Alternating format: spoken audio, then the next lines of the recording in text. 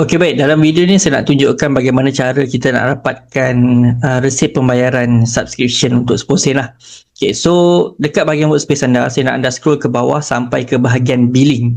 Okay, kat billing.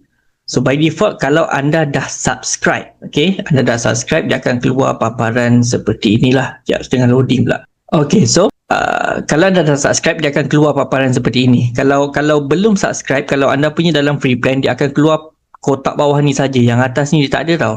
So make sure dia kena subscribe dulu, baru dia ada billing portal ini. So dekat billing portal ini, anda boleh klik kat sini, dekat billing portal.